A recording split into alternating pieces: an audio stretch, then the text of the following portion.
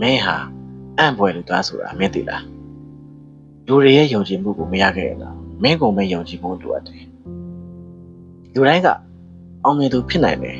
ကံကောင်းလို့တော့မဟုတ်ပါဘူးစူးစမ်းနေတဲ့သူတိုင်းဟာအောင်မြင်သူပါပဲမင်းမရှိလို့မဖြစ်ဘူးဆိုတာမရှိပေမဲ့အခြားနေရာမှာမင်းကိုလိုအပ်နေတဲ့သူတွေအများကြီးရှိနေပါတယ်မင်းကိုရနိုင်မလားလို့မေးကြပါလိမ့်မယ်အစင်သက်ဖြစ်ပါစေမင်းတယောက်တည်းပဲမင်းကိုယုံကြည်ဖို့လိုတယ်ယုံကြည်မှုကိုမင်းကိုမင်းနဲ့ပဲစတင်ပါဖြေလျှော့နေမင်းရဲ့အနာဂတ်ကိုမင်းပဲဖန်တီးပိုင်ခွင့်ရှိတာပါဘယ်သူမှလာပြီးရှက်တန့်လို့မရပါဘူး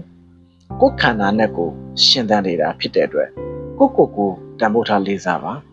ကိုသာလည်းယုံကြည်ရာလေးစားစရာဖြစ်ပါစေကိုယ့်ရဲ့အံ့ဖွယ်ရာအတွေးခေါ်တဲ့ယုံကြည်မှုစွမ်းအားတွေကိုအခုပဲစတင်ဖော်ဆောင်လိုက်ပါမိတ်ဆွေ